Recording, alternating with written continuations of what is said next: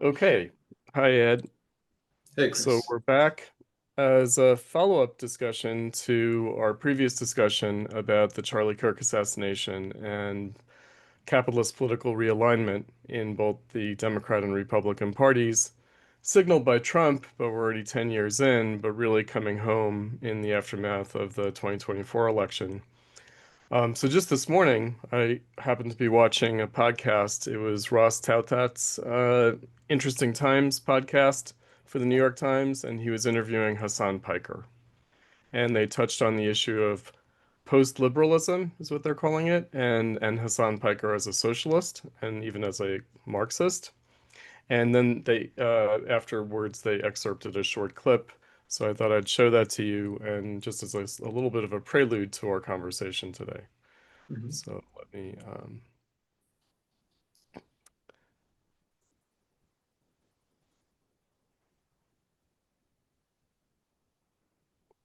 How far do you want to take the transformation of America? Okay.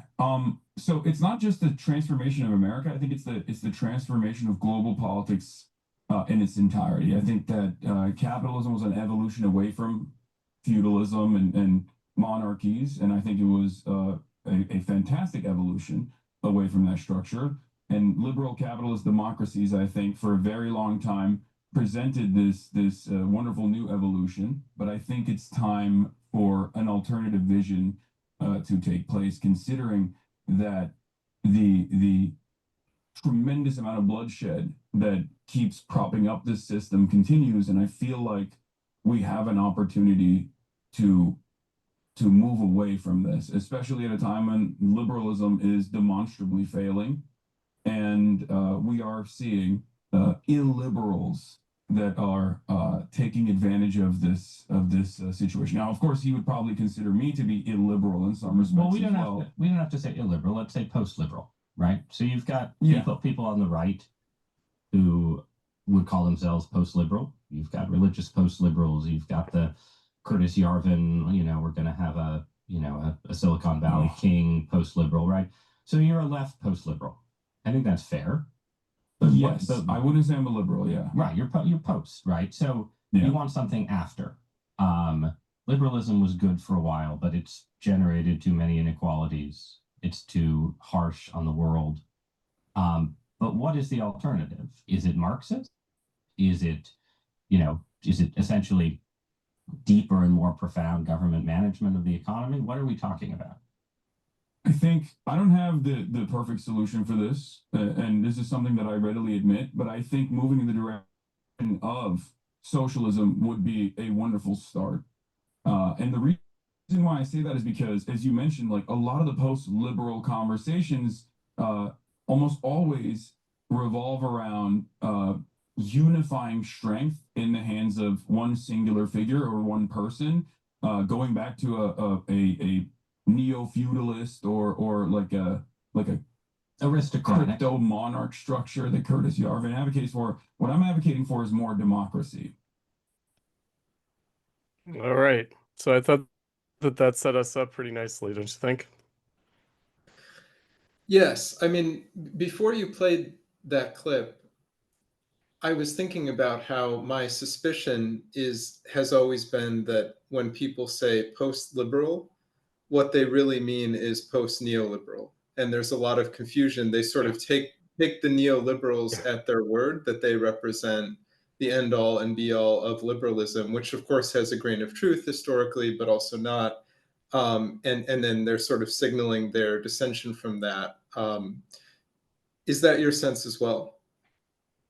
Oh, sure. I mean, look, the liberal world order is post 1945. It's post World War II. It's the US led, it's Pax Americana, it's the United Nations, it's these global institutions supposedly representing liberal democracy around the world. It's the Cold War, liberal democracy contra communist totalitarianism. And then after the fall of the Soviet Union, it's the unobstructed liberal world order that was intended after World War II, but now come fully into its own. It's the end of history, Francis Fukuyama. And yet it's precisely that post-war world that the US created and that was unobstructed after the end of the Cold War, that is now perceived to be in crisis. So the term liberal is meant in that sense, 20th century liberalism, 20th century liberal democracy, not, a classical liberalism or even the liberalism that Marx was arguing against in the 19th century in the industrial Right. capitalist era. So it's not that. It's, what does the US represent? It represents liberalism, and notice that Hassan Piker counterposed liberalism and democracy. So he said, I'm not a liberal, and Ross Douthat's like, oh no, no, I know you're a post-liberal, and then Piker says, well, and I'm not a post-liberal like those right-wingers because they want monarchy or aristocracy. I want democracy. And so implicit is that democracy is contrary to liberalism. Right. And this is consistent with the idea, you see this on the left and the right, that neoliberalism actually betrayed Undemocratic. democracy through, right, technocratic apparatuses like the European Union and so on, technocratic styles And of the rule governance. of money. Let's not leave that out. The rule of money, corporate capitalism, Citizens United, unlimited corporate spending on political campaigns, unlimited Hmm. private spending on campaigns, PACs, super PACs, Right, right. political action committees. So democracy has been destroyed by money. And that it's what liberalism means. It means, when Ross Douthat says, okay, everyone acknowledges that liberalism has been harsh. Hmm. What does that mean? It means the market logic has been Hmm. harsh, I see. right? Yeah. Unobstructed capitalism has been harsh. I always like to point out that until rather recently in historical time, meaning only really starting in the 70s and 80s, and really only in the 80s, was anyone pro-capitalist. No one was pro-capitalist. Right. They actually denied that capitalism existed. They Hmm. said it's not capitalism, that's a Marxist, polemical, derogatory term. It's a pejorative term. This isn't capitalism, this is liberal democracy. It's a market Right. society. It's a free market, Right. Do you right? think is that still the case? It seems to be like when I have discussions in, for example, heterodox academy circles, the sort of center default political tendency of which could probably be described as neoliberal, or as I sometimes term it, paleo neoliberal, because it's looking more to like a Right, 1990s Bill Clinton style centrism. right. But I find that I'm sort of the only one using the word capitalism in the room, Of course. and and they aren't all 1990s sort of centrist Democrats. There are some sort of RFK supporters or dissident older style feminists, or kind of eclectic leftists. RFK would be a 90, he would be a 1990s Clintonite too. Right, First, as would the older style feminists, kind of alienated by some of the transgender absolutely. politics. Yeah, so they're all sort of older style, and some of them are more sympathetic to the usage of the very usage of the term capitalism, but in the main, they actually don't use it at all. Well, because capitalism is usually restricted to economics, and so they would Mm-hmm. think of themselves in more political or cultural terms. So the issue of capitalism wouldn't really come up, right? So they would probably, like everyone, they would say, that it would be bad to just have a society run by market logic. Mm-hmm. Everybody Hmm. says that. And of course, this is Right, not a society, and neoliberalism never was. Um, right. a Ever since the market-driven. at least, or even the progressive era prior, there's been a kind of across the board capitalist political class recognition of this. That's right. And Yeah, and of course, before neoliberalism, which we talked about in our last conversation, we need to understand as a phenomenon of the Democratic Party. right. Specifically like Milton Friedman. If Milton Friedman's a neoliberal and he comes out of the ordo-liberal school of economics, Hmm. ordo-liberal is like a strange term. Why did they need these qualifying prefix a prefix, to the word? Why ordo-liberalism? Why neoliberalism? Um, and we know that um, von Mises denounced the Mount Parian society as socialist because they weren't free market enough. Mm-hmm. And Mises also always loved to point out that Marx and Marxists didn't call for state intervention or management of the economy in capitalism, and were opposed to Mm-hmm. that, So right? I have two, getting us back to the clip, I have two observations and then a question. Hmm. Because I think I see where you're going with the clip, but I want to spell it out a little bit. So one observation is that I recall watching years ago one of the episodes of the TV series that Milton Friedman I think directed To on choose. yes, yeah, free to choose. And what really surprised me was the sort of the democratic character of the phenomena that he was sort of seeking to support and uphold and uplift, like the kind of bottom up market activity that he very much understood as like driven by and in the interest of ordinary people, and I think weaned on a kind of Naomi Klein Right. typical leftist vision of like the Chicago school, the Chicago boys, like kind of like neoliberalism is this elite project. I really lost all sense of the democratic character of it, and and I think maybe that's the through line you're pointing to, that in Friedman's own understanding, and this comes out in your review of Jennifer Burns's biography of Milton Friedman, that neoliberalism was to be a democratic, was to sort of capture democratic discontents and aspirations that were neglected or not really followed through on in the kind of high Keynesian Fordist New Deal period.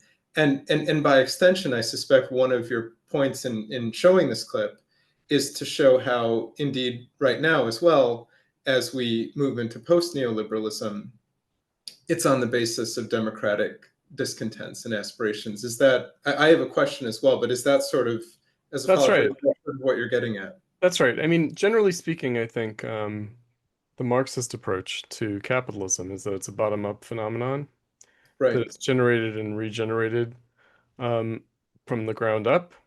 It's not imposed from the top down, which I think many Mm-hmm. Marxists really lose sight of, because it's plausible that capitalism is imposed from the top down, and certainly there are occurrences, events where that's the case. Yeah.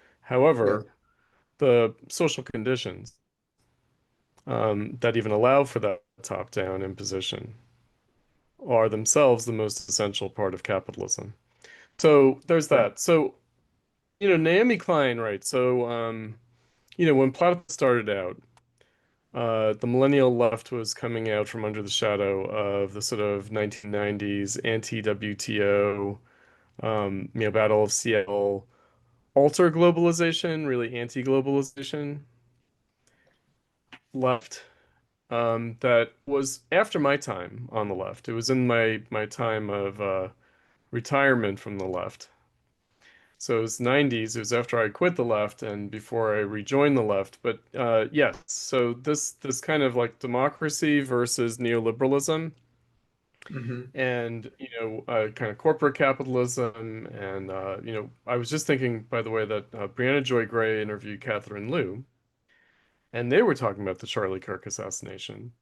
And at a certain point, Catherine Liu just kind of lost her patience, and she said, "But nobody's talking about what's really going on now, which is that all of society is being turned over to private equity." And I thought that's such an old-fashioned way of thinking about the problem. Mm. We're really past that. Right. That it's all about privatization. That's the problem, and that what you need is like democracy, state action against private equity and Mm-hmm. privatization, the rule of private equity.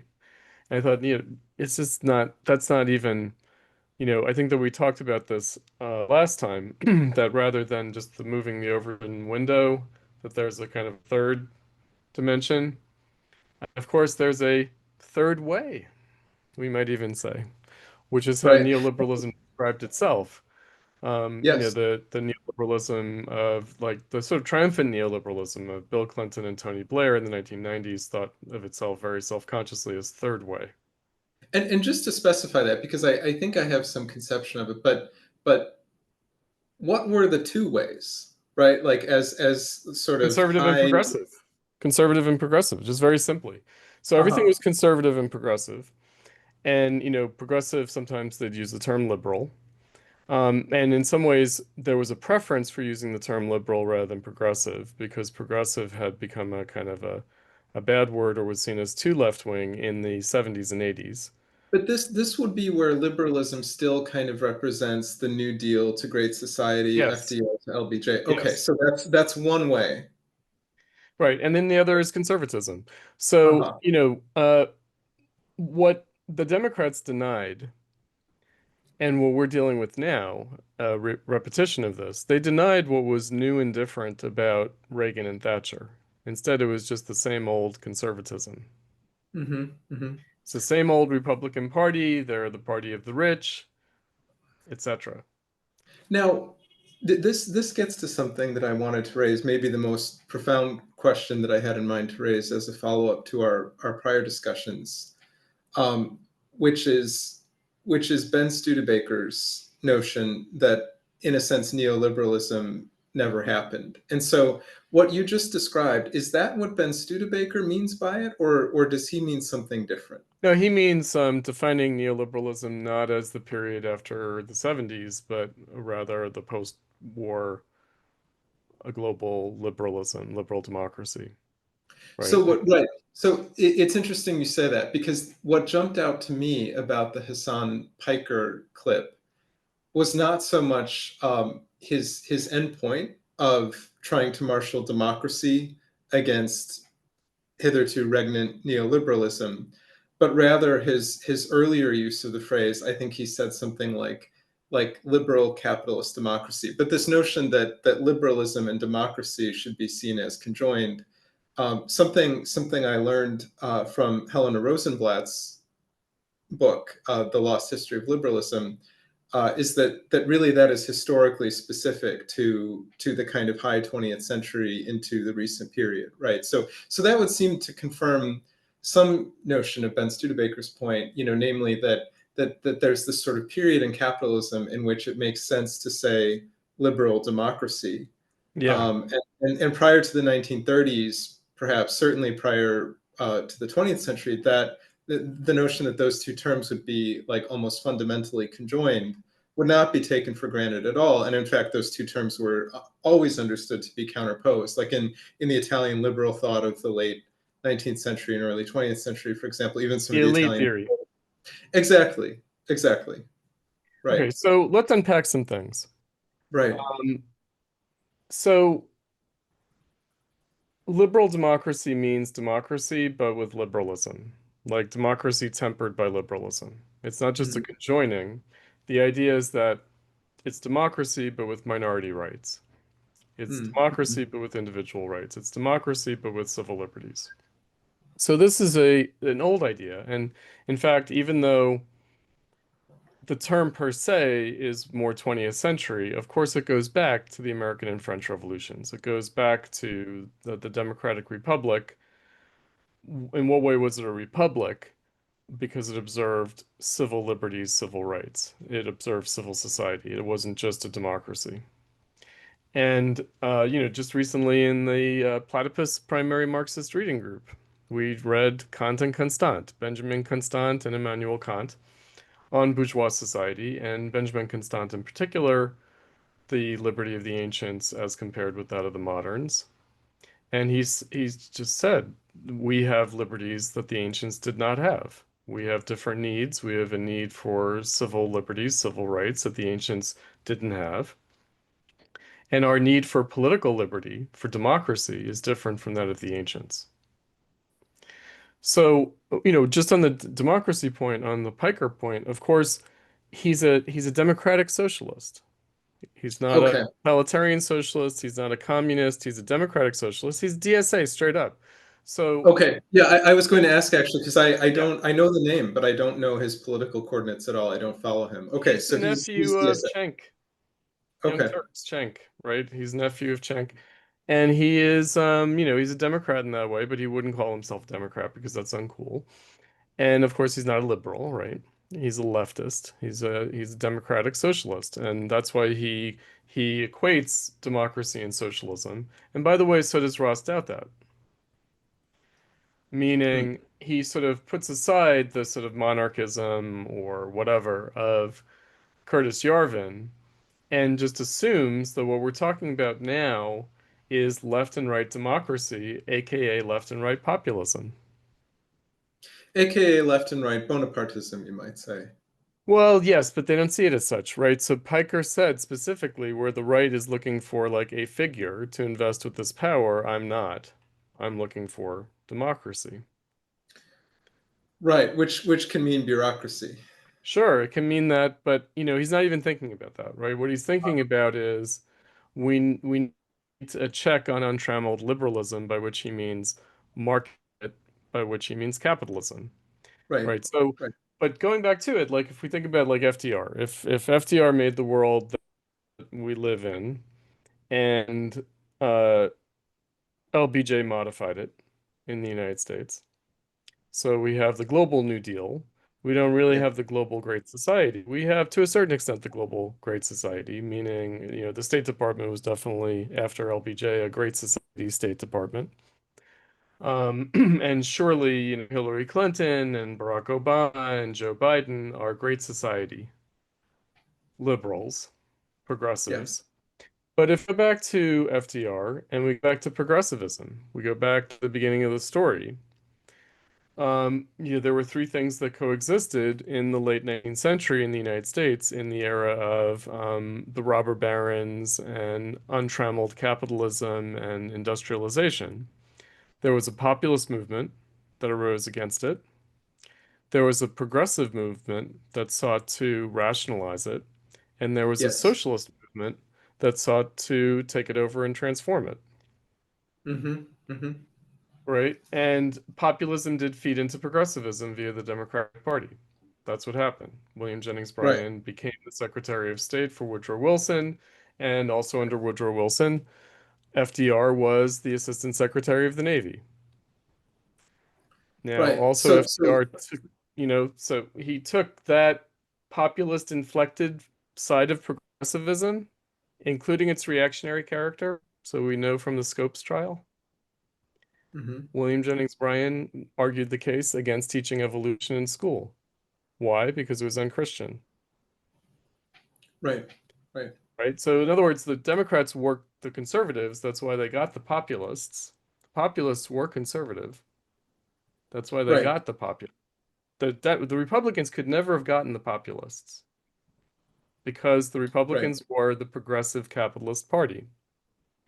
So FDR right. And so became, he transformed the Democratic Party into the progressive capitalist party by funneling in this populism. populist. Right. And so if I understand the point you're making, this is what makes FDR and the New Deal and arguably the Democratic Party for the past century such a watershed is that it Yes, actually manages to synthesize yes, both the progressive perfection of reforms in capitalism and the the kind of conservative. populist, like Yep, conservative, reactionary yep. discontent with those very same reforms and with that Well, very same. with capitalism. In other words, they had to be sold on the reforms, meaning the progressive reforms satisfied a conservative reactionary response to capitalism. It did satisfy that. So that's the Mhm. point. And that's why in my End of the Gilded Age piece that I always like to make reference to, I just say, well, this progressive conservative thing, what really is the function of progressivism and conservatism isn't the function of progressivism to conserve capitalism, Right. and isn't conservatism inevitably a part of the progress of capitalism? Meaning, Because the discontents of one era may actually point to what's necessary in the next era. yes, right? So in Uh-huh. other words, how capitalism renews itself is by incorporating its social and political discontents, Right, right, right. right? And so now in the more recent period, we could say we can sort of flip it around, which is what we had the Republican revolt or Republican Revolution, 1994 election of a Republican majority to Congress in the House of Representatives, led by Newt Gingrich. And Newt Gingrich said, "We're the true progressives. We're the real revolutionaries. We're the true progressives." And of course, in the sense that the Democrats were going too slow on the necessities of neoliberalism. Mm. Meaning Bill Clinton was willing to be a neoliberal and even enthusiastically and to turn that into a kind of progressivism. And Newt Gingrich came along and said, "Well, no, you're going too slow on this. We're the real progressives." And what did that mean concretely, just as a point of detail? Like what was Clinton going too slow on that the Gingrich Republican? Privatization, trimming Okay. back the welfare state or, rejigging it, means testing it. A lot of Uh-huh. things that we take for granted about the welfare state are not there from the beginning, but are Hmm. introduced in, as a function of Reaganism and then really fully ratified with Clinton.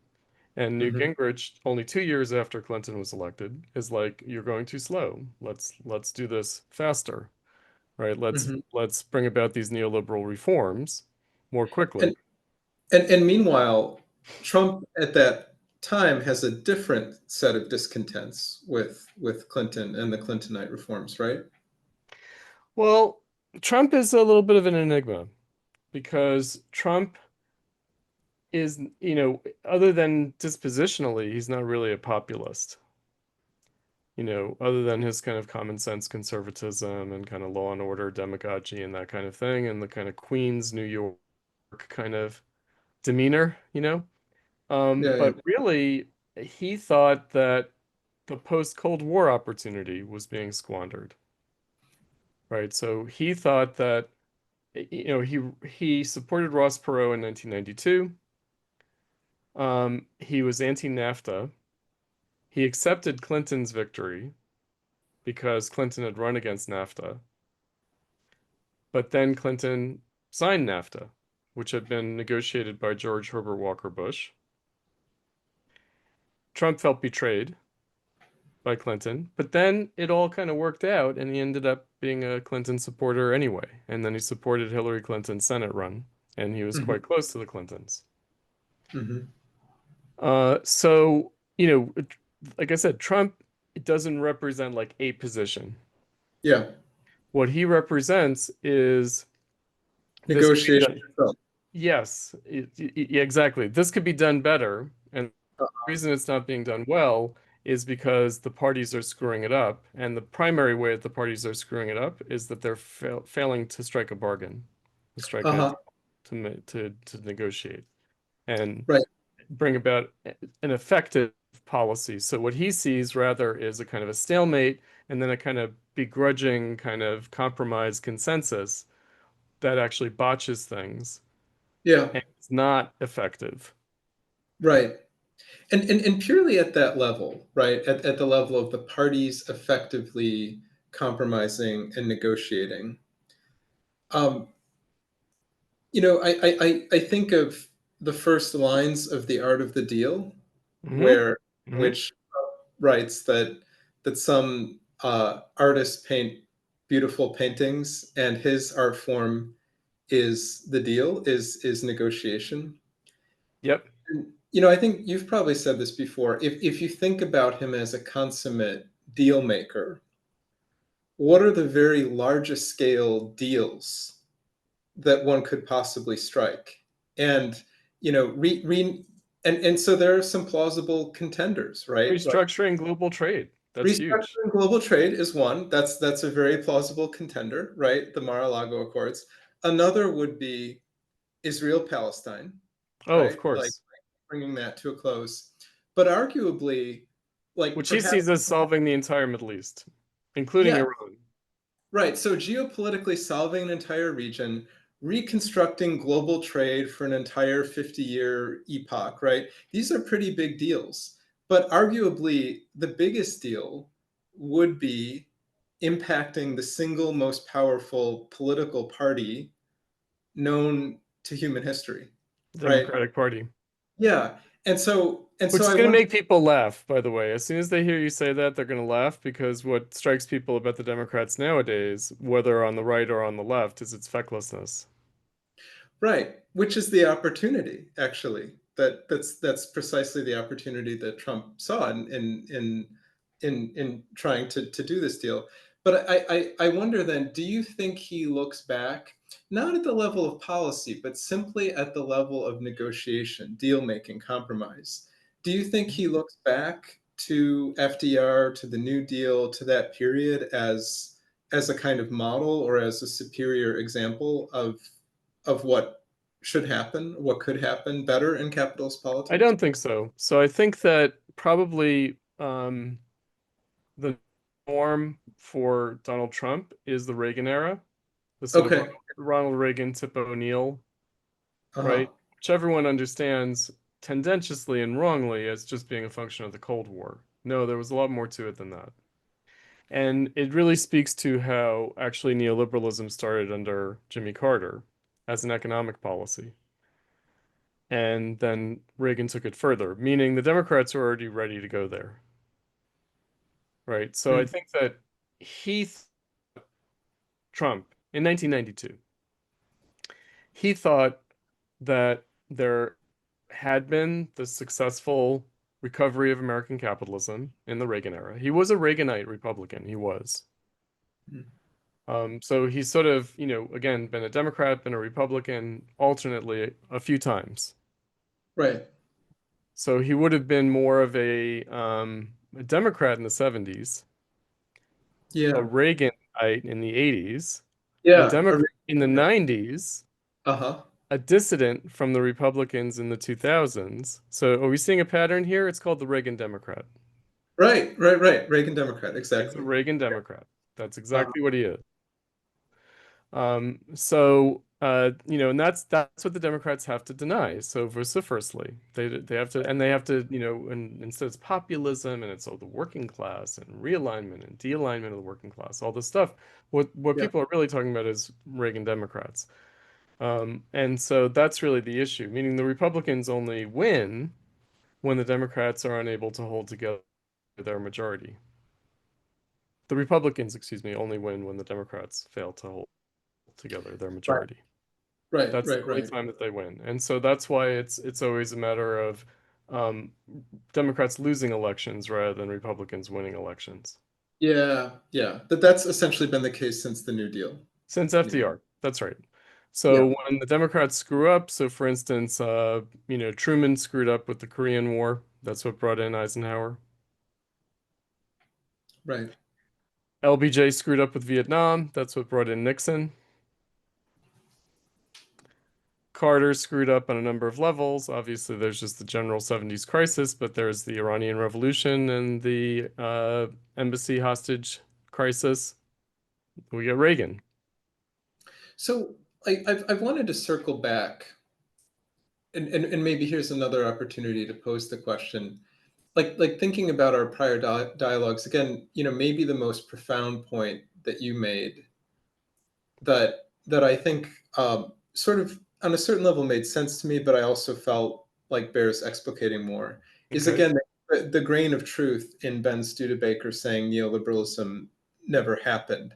And so what you just described could be another way of understanding that, right? That this basic political pattern that really the Republicans don't win, the Democrats lose. That's been the case for almost 100 years now, and that hasn't changed despite The Reagan these Revolution or right Trump. It these doesn't patterns, change it. right, high Keynesian Fordism into neoliberalism, and how you want to understand that politically. That same basic pattern maintains. But I guess I want to repose the question: what exactly is meant? I feel like I still don't entirely understand the point. Like Well, the New Deal coalition. So it's what I mentioned a little while ago. The union of populists and progressives. The union uh-huh, of progressives and conservatives. got it. Meaning the Democrats are able to, you know, reign, rule when they are able to pull off the New Deal coalition Yeah. and as modified by the Great Society. Uh-huh. The Uh-huh. Great Society, they kind of traded black votes. They got black votes in exchange for the Dixiecrats and the defection of a large portion of the white ethnic urban northern vote. Hmm.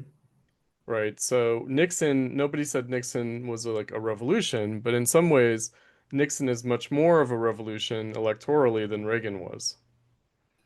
Because that's when it happened. 1968 is when the Dixiecrats, after George Wallace, the Dixiecrats go back, go to the Republican Party rather than staying in the Democratic Party. As Uh, do the hard hat revolt. well, the hard hat is the hard hat is the ethnic, the northern ethnic. But Right. Yeah. yeah, But also for Nixon at that time, right? And he got Max, that. He got that. yeah, Especially and in Max 72. Chapman on his deathbed sort of signals Yes. this constituency. Yeah. Right. So it's just defectors from the New Deal coalition. And but again, because blacks had been a Republican constituency, but Right. largely in the era when they couldn't vote in numbers. And then the Great Migration happened, and blacks became another northern urban ethnic constituency. Right. Right. In competition with others, and that's why the Democrats have to be the brokers of like blacks and Jews, blacks and Catholics, blacks and Italians, right? Like it's always about this. My understanding is prior to the New Deal, like in the period from Reconstruction through the 20s, it actually would have been in the Republican Party that brokerage tended to take place, right? Yeah, there was because they were the dominant party. Yeah, so Right. they, what we're talking about with the New Deal is the end of the Republican supremacy, which was started with Abraham Lincoln, right? I mean, that's why the Republican Party is always the party of Lincoln. Yeah. And even though they used to have the Jefferson Jackson dinners, essentially the Democratic Party is the FDR party. It's not the Andrew Jackson party, even though, of course, historically, the Democratic Party started with Andrew Jackson.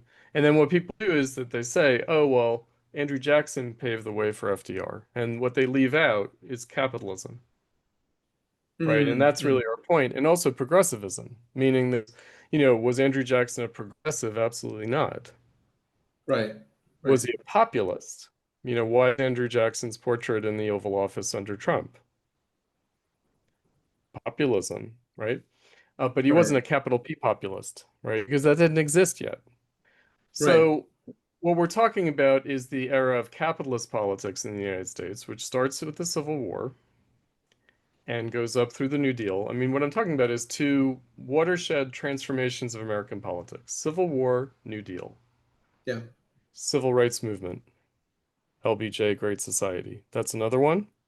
And then the question has always hung over our heads, what kind of a change was neoliberalism? Because neoliberalism seemed to be a reaction against progressivism in that mold, in the FDR LBJ mold, and yet also continued it.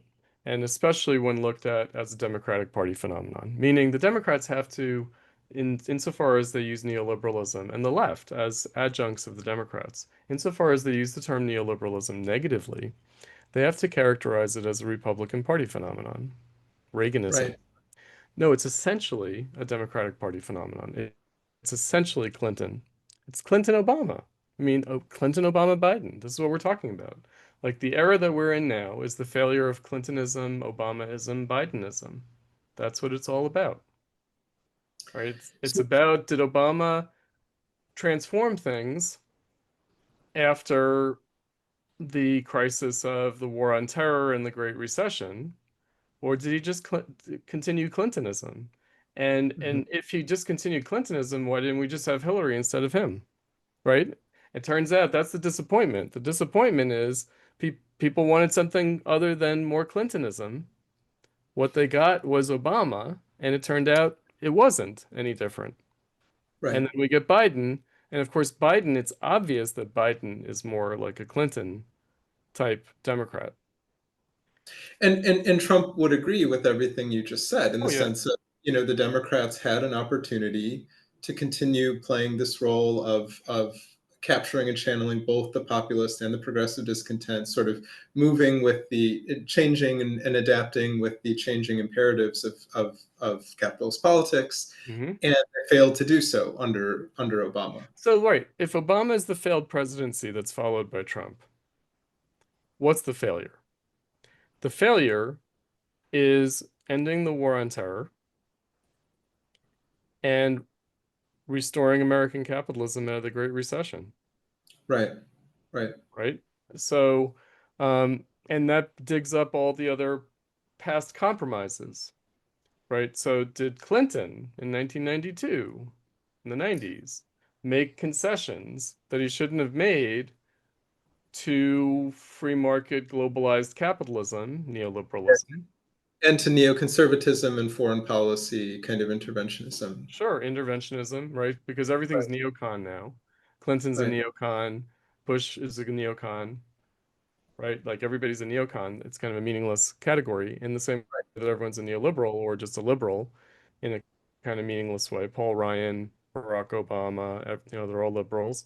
And then it gets, it has a flavor of LBJism, right?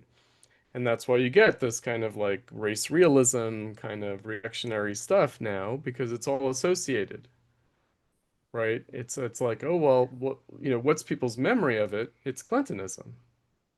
And Hmm. Clintonism is that combination of LBJ, Great Society, and neoliberal reform economically of capitalism, So right? this gets to a point that you raised in conversation with me months ago when I was telling you Hmm. about my platypus mentorship on the origins and crisis of neoliberalism, and I was telling you about the book I was reading with our platypus member Fabian that I mentioned during our last discussion, the book titled "The Neoliberals" by Randall Rothenberg from 1984.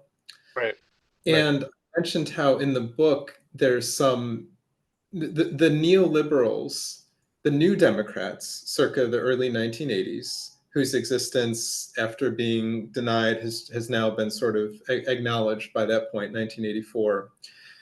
Rothenberg characterizes them as wanting to move away from interest group brokerage politics and kind of taking a critical distance from the groups, largely like now we would say identitarian, like kind of like ethno-racial based groups as constituencies within the Democratic Party that emerge out of the 60s and 70s social movements and civil rights. McGovernism, McGovernism, yeah. based on And LBJism, but it's McGovernism. yes, and Rothenberg portrays the kind of post-Carter era, like Carter era and post-neoliberals, New Democrats, as wanting to move away from interest group brokerage, not only for organized labor, but also for the new social movement groups, and towards a more like purely technocratic style of governance. But you pointed out, be careful with that because Yes. ultimately the New Democrats, the neoliberals, end up sort of reincorporating. It's in the same place. Look, Clinton is a McGovernite, and it is a McGovernite Democratic Party inevitably because it's a Great Society Democratic Party. So here's the thing. It looks like, right, um, McGovern's spectacular loss in 1972 is due to this. This is what democracy looks like, kind of rainbow coalition kind of thing. Right. And then it looks like Carter corrects for that. It looks like Jimmy Carter corrects for that. And the fact that he's a Southern governor, he's rather conservative. He seems to correct for that. And it seems to be much more of a broader appeal rather than interest group aggregation.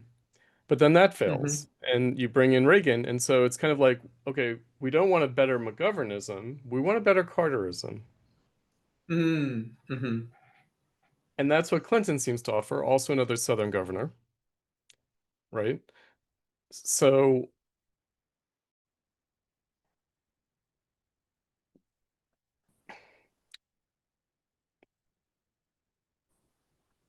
what we have here then is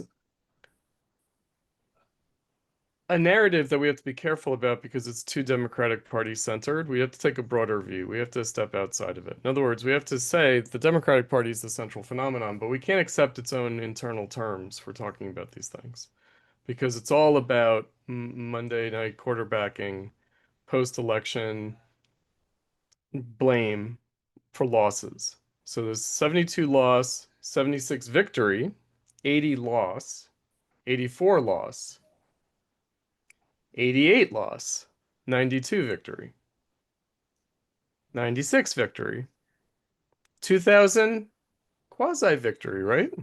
Al Gore would have won if not for the Supreme Court intervention. 2008 victory, Right. right?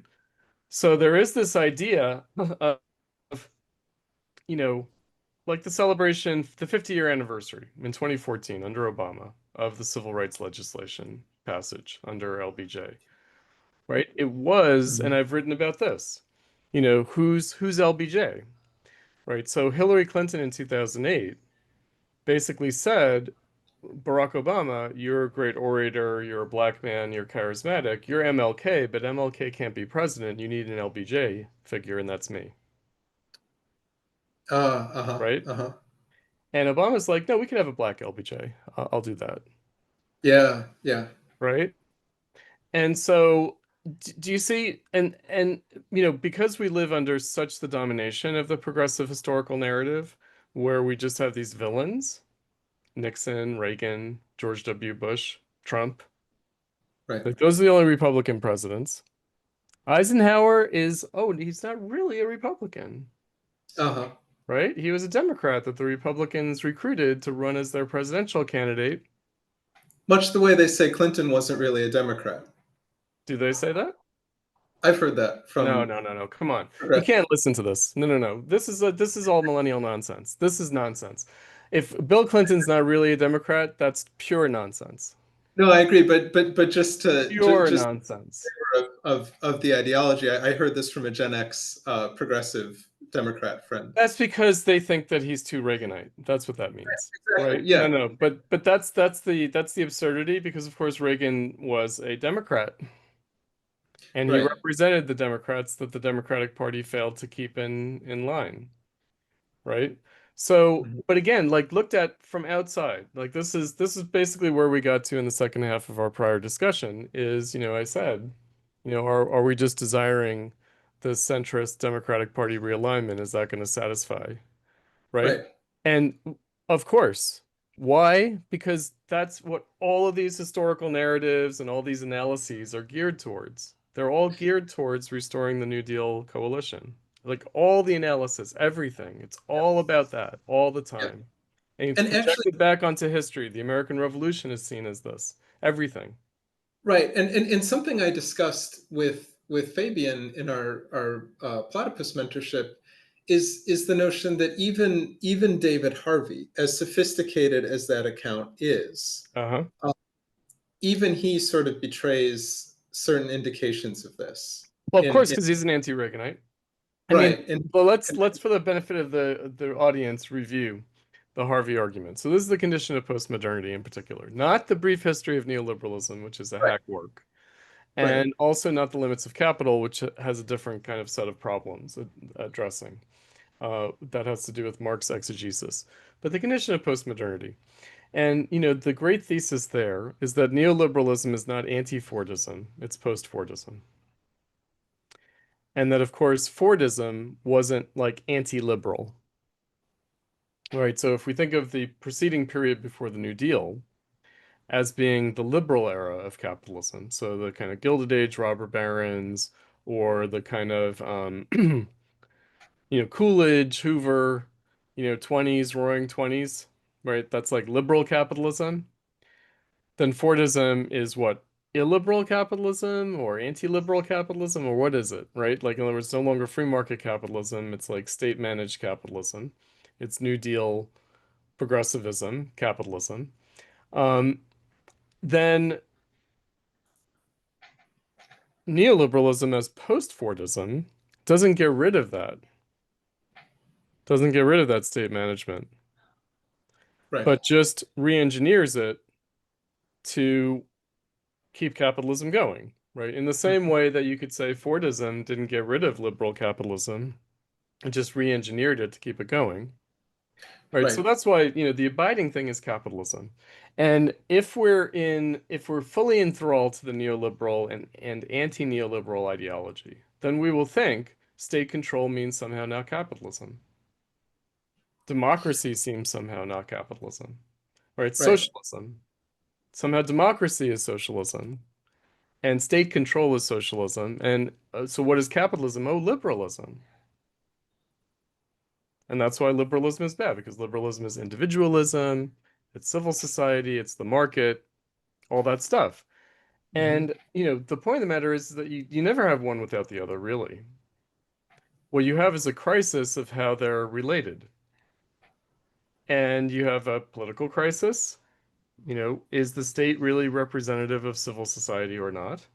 That's democracy also. Yeah. You have an economic crisis. Are the policies helping or hurting the, market economy of capitalism?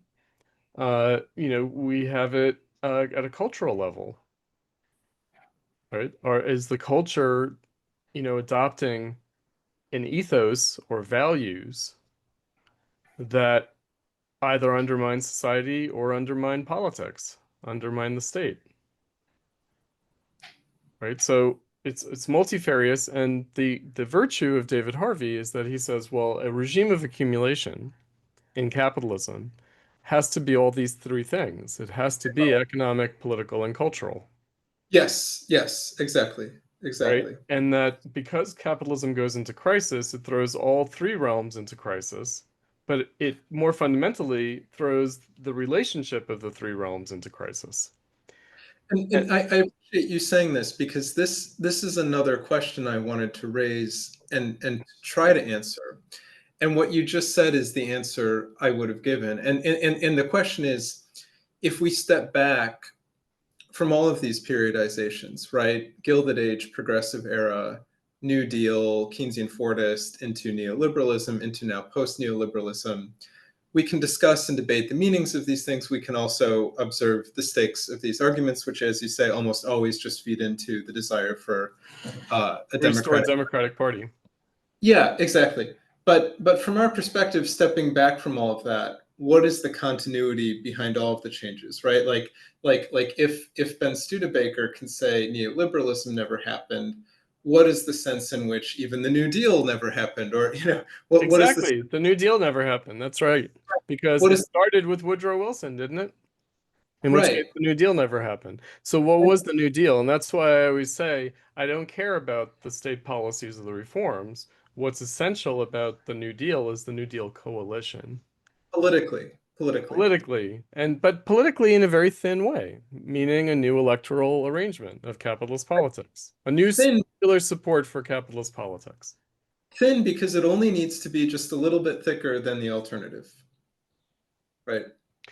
Well, yes. I mean, it only has to win elections. So back when Trump was running in 2015, and people were like, "Oh, how could this work? Trump is like a moron. He has no political experience." And I'm like, he only has to win votes.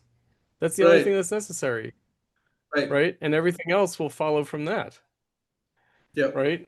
So, in other words, all that FDR had to do was win the election. That's all that he had to do. It's not like he had to have like a good like economic program. No, he just had to win the election. And then they muddled through, meaning the New Deal reforms were a mess. And did they even work? And there are Orthodox Marxists who say what really recovered the US economy was not the New Deal reforms, but World War II. The It war, was massive exactly. fusion of capital by the state. Right, and actually, Ben Studebaker would probably sign on to that. So he would probably further agree I from mean, his own. my point is this, that leaving that like it's not like one or the other, right? It's rather there were changes made in the New Deal era, definitely.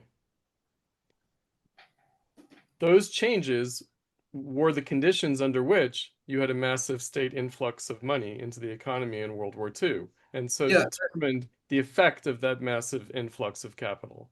Right. You probably saw on my bookshelf some time ago, sitting unread, this book, The New Dealer's War. But Yeah. it's a history book, not, I don't think, Marxist at all. But I was interested in reading it for It's a precisely. who-whom thing. Meaning, of course, like the state that fought World War II was the New Deal state, but also it became the New Deal state by way of the war. Meaning Yeah, the state was only really reformed under the exigency of war. yeah. Otherwise, like it was a lot of like ideas about how the state should be, but there was no like actual practical urgency to it until the war made it necessary. And then it's like, okay, we're gonna have to strengthen the state, fight the war. And what are the principles according to which we're going to strengthen the state? Oh, here these New Deal, right? Because otherwise we're going to be in this funny place of like, oh, capitalism used to need sexual liberation, LGBTQ abortion rights, but now it needs trad wives. And natalist What's the thing? policy. And it's like, yeah, Yeah. and it's like, yeah, but the people are making choices, they are. And they're not just making choices at the top with respect to policy, but people are voting with their feet culturally. People are trying different things and, things work, they don't work, they work in different ways. And so again, it's like Marxism shouldn't be understood as like an economic explanation for politics and culture. Right. That actually, and that actually all three of the sort of dimensions of a regime of accumulation, political, economic, and cultural, are bottom-up phenomena They're all fundamentally. bottom up and they're all necessary and they're mutually conditioning. Right. Right. Right. And that's why, he also points out one of the other advantages of Harvey's approach to this is to say that Fordism was formulated a good 40 years before it was implemented. Meaning, like, the Ford idea of like cheap cars and high wages was formulated before World War One. It only comes to fruition after World War Two. Right. And so, where did that Ford idea come from before World War One? It came from discontents of the Gilded Age, meaning Gilded Age capitalism wasn't really working. And Henry Ford was like, what would work better? This. And it had Right. nothing to do with Woodrow Wilson progressivism or populism or anything, but these things Mm, fed into each other, uh-huh. Uh-huh. Yeah. right? You stated where I was going about Wilsonite, actually the sort of First World War Wilson administration providing many of the blueprints for the 1930s New Deal, even prior to the Second World War. Right. So these are related, And but distinct. unimplemented Theodore Roosevelt proposals in 1912 because it's the same team. It's Theodore Roosevelt's team in 1912 that populates the cabinet of FDR Hmm. Yeah, and you see this in because they can't get a hearing in the Republican Party. That's why. So they have and to go to the Democratic Party, and we're seeing that now. The people who can't get a hearing in the Democratic Party have to go with Trump. and what is it? I mean, this takes us pretty far afield into history, but what is it in the in the Teddy Roosevelt Republican Party that doesn't allow for that hearing to be given to the It's not progressive? populist enough. Ah, okay. Not Uh-huh. populist enough. It's not populist enough. Meaning he's not able to capture the Republican Party. He's not able to defeat Woodrow Wilson. He's only able to weaken the Republican Party enough to allow Woodrow Wilson to come in. I also like to point out, by the way, Bill Clinton would never have been elected without Ross Perot. He True. could never have won that election. And then who knows what the Democrats would have done after 2 terms of Herbert Walker Bush. So in 1996, it would have looked differently. Mm. So politics does shape things, but it shapes things in a way that we have to kind of keep track of. And it is about electoral dynamics, it's about popular discontents, it's about ideology, messaging, it's about reform proposals, more or less. It's about capitalist support, funding, money. Would Trump have won the election without the tech bro, oligarch, venture capital people? Yeah, probably he would have. Um, would he, and what does that mean? Does that mean he could have had a different VP than JD Vance, right? Did they need that corporate support and infusion of cash by Elon Musk and others? Or could he have won anyway? I think he could have won anyway. I mean, after all, he won in 2016 without any of that, when those people were solidly behind the Democratic Party. And so this is why naturally people are reading the tea leaves of popular opinion, Mm, you mhm, know? mhm. And they're wondering, like, oh, it's messaging, right? Because what else do they have? They have like marketing, messaging, you know? Um, and FDR is recalled, by the way, as a particularly charismatic figure, right? And he's like the patrician, rich guy, old money, wealth, Dutch, American. Trader class. Yeah, but who had somehow inexplicably had the everyman, common man appeal. Who'd Yeah. have thunk it, right? Hmm, hmm. So, and it's just this je ne sais quoi. It's like, well, like who knows? And it's the same thing. Because the Republicans were like that in the 30s. They were like, what the hell, FDR? Why does everyone like FDR? In Right. the same way that the Democrats today are like, why do people like Trump? What is this? You Yeah. know? And FDR is denounced as a Caesar, as a Caesarist Yeah, figure. yeah, of course. Of course. This is the language, right? He's a dictator, he's a Caesar, he's a Bonapartist, he's everything. Yeah, I mean, as Abraham Lincoln was. And he goes so far as to host I think, a toga party for himself Yeah, and his cabinet to sort of play on the idea that play they're on the idea. neo-Caesarists. Yeah. Yeah, and that they're, old patricians. Absolutely. So, I mean, look, so I think that all of the lessons of all of this are for us to understand that we're watching various different dynamics and how they feed into each other over a long historical period. Mhm. When did RFK become a critic of the food and medical industry, status quo, government policy? A long time ago. A long time ago. Yeah. When did Tulsi Gabbard become a dissident from American foreign policy? At this point, a long time ago. She's a millennial. She's a veteran, and she became a discontent basically in the Obama era. That's a while ago already. And this is an example of what we discussed before, namely that for the past decades, discontents of this variety could be broadly understood as kind of, populist and in that sense conservative vis-a-vis the regnant, dominant, therefore progressive capitalist policy. But in the crisis of neoliberalism, they actually come to seem to be the true progressives who will shape the policy for the I mean, the next. technocratic, so let's be careful. So I will rail against bureaucracy, technocracy, all this stuff. But my complaint about that is completely different from the one that you will hear in mainstream discourse.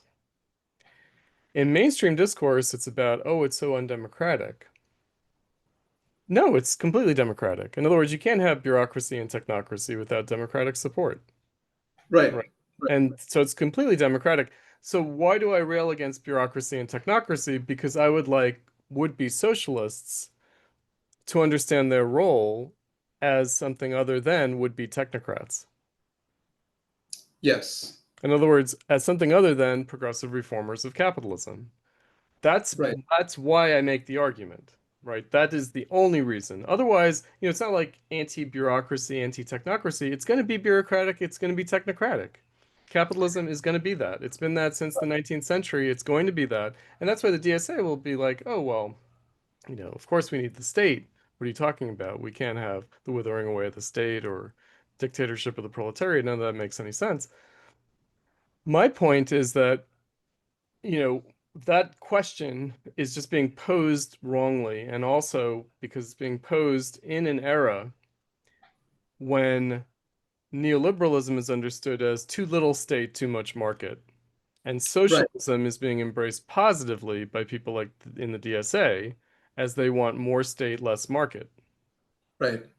And And I just feel like, okay, so in that context, no, like that's just a wrong way of looking at it completely. And rather, and that's the other reason why I get upset about populism, because I feel like populism is the big dodge. And why people in my generation and also earlier like Thomas Franks or Christopher Lasch, do try to identify populism and socialism. And Right. there's a kernel of truth to that, but In the late Lash and in Frank, they're very explicitly sort of trying to reconstitute a better Democratic Party yeah, on that. yeah, Yeah, in the face of manifest failure. And so look, I was a Marxist, I was a socialist long before Barack Obama failed. right. I was just talking with Spencer Leonard about this recently, and how we had a kind of scales falling from our eyes moment when we saw how enthusiastic about Barack Obama Moish Postone was in 2008. Sure. And just to tease the parrot room discussion, I want to ask you about your intellectual biography in relation to these issues specifically, like periodizing capitalism, how and where and when you sort of came to that, and sort of obstacles to that, because you raised Postone, who comes to Mhm. mind in respect, as well, and presumably also didn't sort of escape the gravitational pull of all academics and Oh, he's a activists. Democrat. Like Exactly. Adolf Reed, they're Democrats, and Yeah. they're kind of social democratic Democrats. They're kind of, left Democrats in that sense, but that's why I call both of them right-wing social democrats. Not right-wing in the sense of like, I don't know what, Orencast or something. It's Sure. not like that. It's more like, that really they do have a kind of FDR LBJ, like a set of assumptions as new left generation people. And then they think the problem with postmodernism and neoliberalism and like racial democracy and this kind of thing is that it sort of, slipped the leash or, lost the plot, right? Yeah. That like, okay, that would be okay as long as it was still understandable within FDR LBJ terms. It's because it went a little haywire, that's the only criticism. Is this the same, or is this a little bit different from the Walter Ben Michaels, Adolf Reed, you ask them for equality, they give you diversity? Is it basically Yes, that? that's right. Okay. That's Yeah, yeah, right. yeah. That's right. And Yeah. that's why they will hedge. They won't say things. They won't allow themselves to think like Charlie Kirk. Right, right, right. That maybe the civil rights legislation was just whatever. I mean, Adolf had a certain moment, of Late course. 70s. In the late 70s, he was like, it turns out the civil rights movement was just a capitalist revolution. State administration, bureaucratization. Yeah. Yeah, Yeah. and And just the integration of blacks. And it turns out they were integrated by way of their particularity, not despite it, but by way of it. yeah. Right? That's Yeah. why it's black particularity reconsidered. And that in some ways the difference between like black nationalism and liberal integrationism turned out to be no difference at all, because both are the same thing, which is capitalist integration by way of black particularity. Right. And actually, this might not be exactly the same point, but in Agony of the American Left, Christopher Mm-hmm. points this out with respect to kind of the role of like Black Islam and Black nationalism, that Yep. that seemingly they're striking a counterpose, but actually when you look at how the Democratic Party integrated other ethno-racial rackets politically, like the Irish and so on, actually like They all had a militant wing. They yeah, all had and a militant wing and they all had like a mafia wing. I mean, it's actually portrayed. I mentioned the 50th anniversary, right, of the civil rights legislation. It's portrayed in Selma. And it's also, so it's portrayed as, if you recall, Malcolm X shows up and says he wants to help MLK, right? mhm. So this is in the period that Malcolm X is breaking with the Nation of Islam, right, and becoming more political. And so Uh-huh. they square the circle by saying, actually, you know, the that MLK was supported by Malcolm X. In other words, the earlier criticism of MLK had disappeared, and that this is somehow seen, like in the Selma film, it's depicted as that this is part of the success of MLK in getting the civil rights legislation, right? Yes. That you need this kind of union of LBJ, MLK, and Malcolm X, in fact. Yeah. Yeah, right? And absolutely. that it's only because that doesn't really work that you get the apparent fragmentation in the late 60s and in the 70s. But as it turns out, it's not a fragmentation at all because it all feeds back into the Democratic Party in the end anyway. Right. And here I want to make one, maybe before we switch over to the parrot room, um, I want to make one sort of theoretical point and see if Whereas, this whereas, view. by the way, Adolf Reed's only problem with Barack Obama was that he was black. Hmm. In Hmm. other words, what Moish liked about Barack Obama is what Adolf hated about Barack Obama, but it shouldn't be a matter of that, right? In other words, like Moish and Adolf Reed should be socialists who should just be completely cold, neutral, neither angry nor enthusiastic about Barack Obama, Sure. Well, of course. Yeah. right? But they couldn't help it. That's a real Hmm. problem. Yeah. Yeah. Yeah. I guess the point I wanted to make, because earlier, this is some minutes ago now in our conversation, but you were raising these sort of counterpositions of like the state, democracy, bureaucracy, technocracy, and at the risk of oversimplifying, I guess the way I've always thought about these things, or at least for a long time now, in and through Platypus, is that democracy is always, in capitalism, democracy is always a matter of a kind of some of the people and not all of the people. Meaning, sometimes people neglect it on the one side and presume that democracy means, like must mean all of the people. What people I think maybe lose sight of, and especially on the left, is that for something to be described as meaningfully democratic, and this includes a bureaucracy or a technocracy, the way in which it can also be meaningfully democratic is that it includes at least some of the people. Like there's some kind of petit bourgeois, racketized Oh constituency. yeah, and it's And representative. it doesn't have to be all of the people. In fact, it's never all of the people. It No, of only course, has, it's never all the people. right, That's a basic issue though. That's like the fact that in modern society it has to be representative. It can't be participatory democracy. It has to be representative democracy. And also Marxism's view of the dictatorship of the proletariat and Lenin's view and Kautsky's view of the party, the Socialist Party, is it's representative. It's not right, like the whole working class. It's right. representative of the working class. Mm, Because it will never be the whole working class. The socialists will never get the support, maybe even of a majority of the working class in terms of like members. It will always be a minority of the working class who are actually participating, even in right, civil social organizations. They never had a majority of working class participation in either the party or its associated civil social organizations. You never, like the era of a majority labor union working class is already after the socialist era, right, right? right. It's not in the socialist era. It was never going to be in the It's socialist. high and Fordism. Yeah. And Yeah, that's a function of the unions becoming extensions of the state. right. The tripartite. So when the socialists got a plurality of votes, it was because they got a large middle class vote too. It's Mhm. they got a majority of the working class vote, but they also got a significant plurality of the middle class vote. Meaning, the way they understood that was they got middle class acceptance of proletarian socialist leadership politically and representation. Mhm. And so, of course, that would need to be the case. And that, Right, that includes like both kinds of middle class. It includes both traditional small business entrepreneurial middle class and small scale production middle class. It also includes the managerial bureaucratic middle class, the white collar. right. And we might say both the rising and the falling middle class. Absolutely. That's right. In other words, Right. what socialism is going to mean to them is going to be different than what it means to the actual socialists. And also, it's going to mean something relatedly but also different from the way the working class understands socialism. Meaning the working class wants, the rights of labor to be respected. That's a petty bourgeois Right.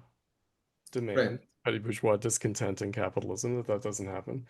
So, I think that again, like the whole question of democracy and representation, of course it's going to be representative. It's going to be mediated. And what that Mhm. means is that it's not direct, and meaning it's not a transparent representation either. In other words, there's always going to be a difference between the politician and who votes for them. Always, no matter what. The politician is not simply going to be a member of the constituency. And that's the nature of politics. That's also the other thing that we mean by liberal democracy. We mean not only like civil social rights and liberties, we mean pluralism, we mean rights of the minority in terms of political minorities.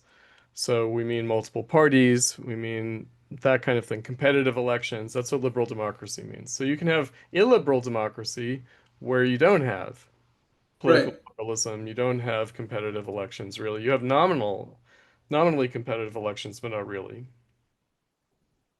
All right. So in other words, if Trump were to drive the Democratic Party into a minority position in some kind of permanent way, if he were to engineer things so that they're a permanent minority, then people would scream that it's illiberal democracy. Hmm. And they think he's trying to do that. Actually, what the Republicans are desperately trying to do is hold out the faintest hope that they can ever get a majority ever, because otherwise they're Right. doomed to be minorities. And no one thinks to say when it's a Democrat lock on the majority of the population, which is what it is now, and on the presidency and on Congress, no one even thinks to say that's illiberal. Liberal democracy. Yeah, that's Right. illiberal democracy, and of course it is. Of course it is. We saw it under Biden. We saw it Yeah. clearly under Biden, and we saw it in the first 2 years of Obama too, which is why the Tea Party revolt happened. Yeah. And also why the discontent started to bubble up. Not only Trump, but Bernie, 2012. Because it's like, yeah, this is not what we wanted. Like, yes, we want the victory of these policies, and we love this broad electoral coalition, but when they fail to deliver, then it's like, oh, wait a second. We want the possibility of opposing it. And that's why the sore point was the way the Democrats suppressed Bernie in the 2016 election. That's why the Trump administration is happy to highlight that. The Yeah. Trump campaign in 2016 and the Trump administration in the first term and also now, they're happy to highlight, well, look at what the Democrats did to Bernie. And we identify with that because what they did to Bernie, they did to us too, Yeah. Right. Exactly. right?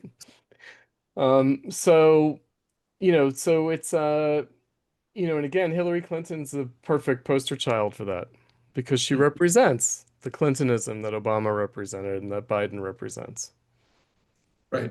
Right. And it's the sort of, the dead hand of neoliberalism. But as Yeah. opposed to what? As opposed to what? And this is why, is it progressivism? Is it populism? Is it left populism, right populism? Is it Zoran Mamdani is the answer to Trump because he's some kind of left populist? Is that what Bernie was? And it's what the squad, purported to be, but somehow failed to be. And anyway, can't you only really demonstrate it through an election to executive office? Like, in other words, it's never a clear phenomenon when it's these blue district congressional representation elections. How populist is that really, right? And then I don't know if you saw this in the aftermath of the 2024 election. They did a deep dive, close examination of all the people in AOC's district who voted for her and for Trump. Oh, interesting. Oh yeah, like a Uh-huh. lot of people. Wow. Okay. A lot of people who voted for her voted for Trump. A lot. Dominican Americans. Okay. Yeah. Yeah. It's part of the Latino vote that he won, right? Hmm. Were the Latinos who voted for AOC in her district voted for Hmm. Trump. Absolutely. Fascinating. Right. And, Yeah. and so the question is, will they vote for Mamdani or not? Hmm. Right? Hmm. They probably voted for Adams. Unclear that Okay. they'll vote for Mamdani. Yeah. Right. That makes All right. sense. So um let's close out this half Yeah. And and we'll just be to back. Uh, tease Go the ahead. parrot room, I want to ask you three questions in the parrot room. So we'll just tease them here and then take a break. As I mentioned, I want to ask you about kind of your intellectual biography in relation to making sense of these questions of like continuity and change, periodization and capitalism.